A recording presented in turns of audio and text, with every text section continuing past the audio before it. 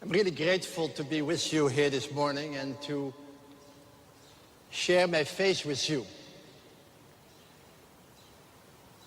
And to the core of that faith belongs my conviction that you and that I and that we are the beloved daughters and sons of God.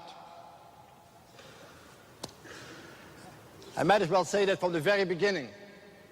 We are the beloved sons and daughters of God. And one of the enormous spiritual tasks we have is to claim that and to live a life based on that knowledge. And that's not very easy. In fact, most of us fail constantly to claim the truth of who we are. I took this flip chart here to give you a little idea about how we often live our lives. If I draw a little line here, and I say, that's my life. My little chronology. You could also say, my little clock time. Well, I was born in 1932, and I wonder what I should put here. Maybe, 2010. It's not so bad. But that's really all I have. And now you may say, well, listen, I came a little later, so you came here. And you may say, oh, I have a few more years here. But it doesn't make very, very much difference. It's still a small little life that you have. A tiny little life that goes by very, very fast. Like that. And the question for you and for me is, who are we? Because that's the question that keeps us going. Because all during our lives we try to answer that question, who am I? And the first answer we live with is, I am what I do. And that's very real. You know, when I do good things and when I have a little success in life, I feel good about myself. But when I fail, then I start getting a little low or depressed. And when I'm getting older, I might say I cannot do much, but look at the trophies. Look, I did a lot of good things in my life, or look at my books, or look at my music I wrote, or look at my children I educated, or look, I did something good.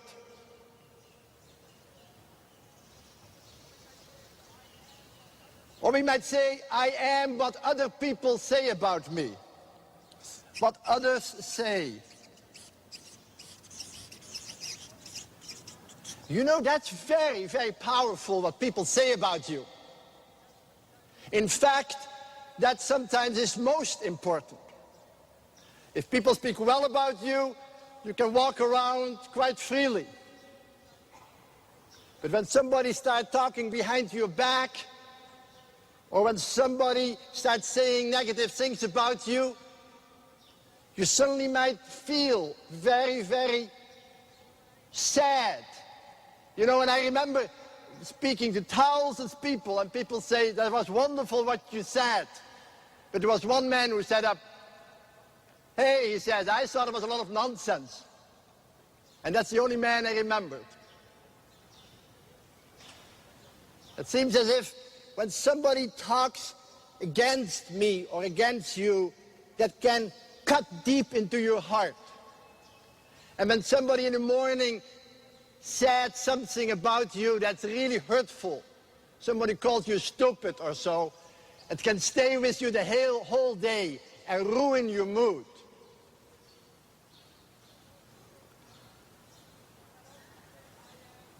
And you might also say, I am what I have. I am what I have. I'm a Dutch person. I have kind parents. I have a good education. I have a good health. I have a lot of things. But as soon as I'm losing any of it, if a family member dies, or if my health goes, or if I lose the property I might have, then I can slip into inner darkness. And what I want you to hear for a moment, that quite often a lot of your and my energy goes into, I am what I do, I am what people say about me, I am what I have. And you know, when that's the case, our life quickly becomes like this. Because when people speak well about me, and when I have a lot of things, and when I do good things, I'm quite up. I'm excited. But when I start losing, when suddenly I find out that I cannot do anything anymore, when suddenly I find out that people talk against me, when finally I discover that I lose my friends, I might slip into depression and be very low. And before you realize it, you and I are on a zigzag. Because when we are up, when these things are all right, but we are down when we start losing out. And most of our work, mental work then, is to just stay above the line. And we call that surviving. We want to survive. We want to hold on to our good name, hold on to some good product, hold on to our property. But we know somewhere that on the end there is a word that says you're going to die after all. And you know, when you live this kind of life with all these ups and downs, the end is death. And when you are dead, you're dead. Nobody talks about you anymore. You don't have anything anymore. You can't do anything anymore. You lose it all. And that little life of you and of mine ends up into nothing.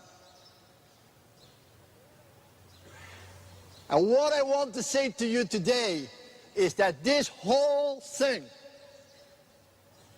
is wrong. That is not who you are, and that is not who I am. That's what the demon said to Jesus when he went to the desert. He says, turn these stones into bread and show you can do something. Jump from the temple and let people catch you so they speak well about you. Kneel in front of me and then I will give you a lot of possessions. Then you are loved because you do something, people speak well about you, and you have something, and everybody's going to love you. And Jesus says, that's a lie. That's the greatest lie that makes you and me enter into relationships of violence and destruction. Because I know who I am. I know who I am. Because before the Spirit sent me to be tempted, the Spirit came upon me and says, you are the beloved child. You are my beloved son. On you my favor rests. That's who you are. That's who I am. And Jesus heard that voice. You are my beloved. On you my favor rests. And it was that voice that he clung to as he lived his life. And people praised him, and people rejected him, and people said Hosanna, and people crucified him. But Jesus held on to the truth. Whatever happens, I am the beloved of God. And that is who I am. And that allows me to live in a world that keeps rejecting me, or praising me, or laughing at me, or spitting on me. I am the beloved. Not because people say I'm great, but because I am the beloved even before I was born. And dear friends, if there's anything I want you to hear this morning, is that what is said of Jesus is said of you. You have to hear that you are the beloved daughter and son of God. And to hear it, not here, but right here. To hear it so that your whole life can be turned around. And listen to the scriptures. I have loved you with an everlasting love. I have written your name in the palm of my hand from all eternity. I have molded you in the depths of the earth and knitted you together in your mother's womb. I love you.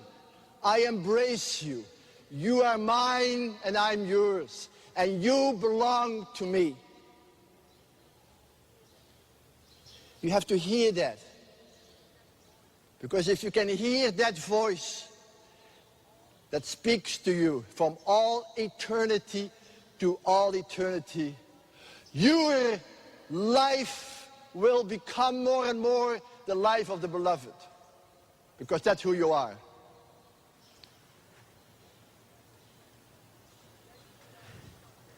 And then you start discovering that all that you do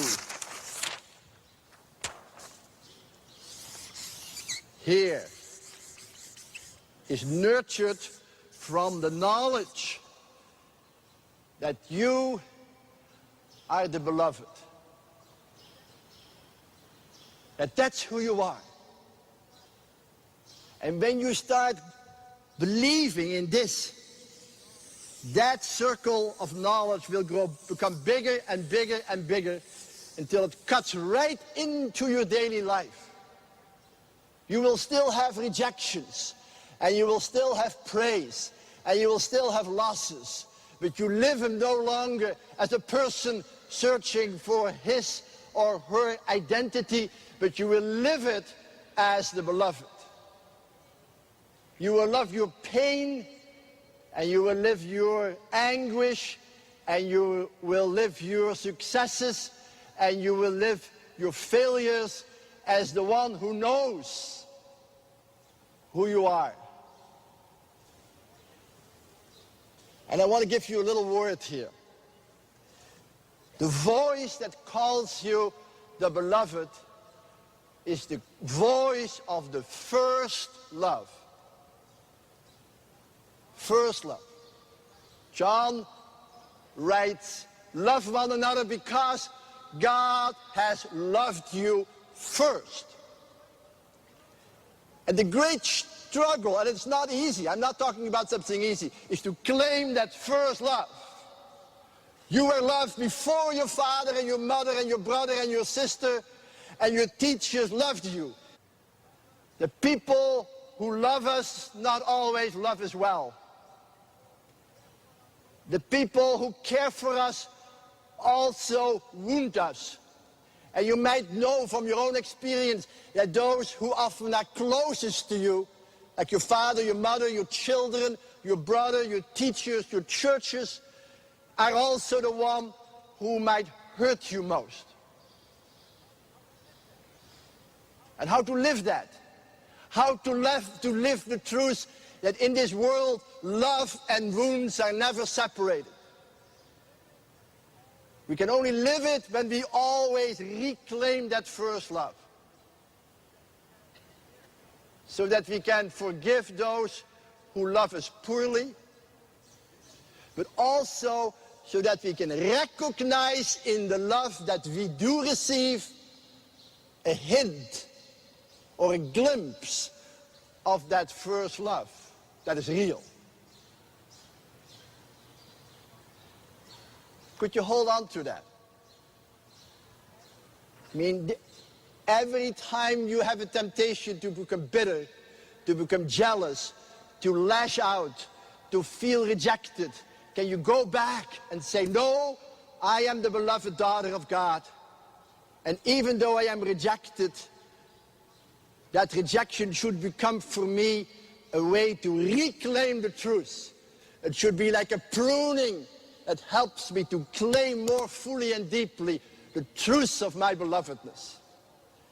And if I can hold on to that and live in the world, then I can be free to love other people without expecting them to give me all that my heart desires. Because God has created you and me with a heart that only God's love can satisfy. And every other love will be partial, will be real but limited, will be painful. And if we are willing to let the pain not make us bitter, but prune us, to give us a deeper sense of our belovedness, then we can be free as Jesus and walk on this world and proclaim God's first love wherever we go.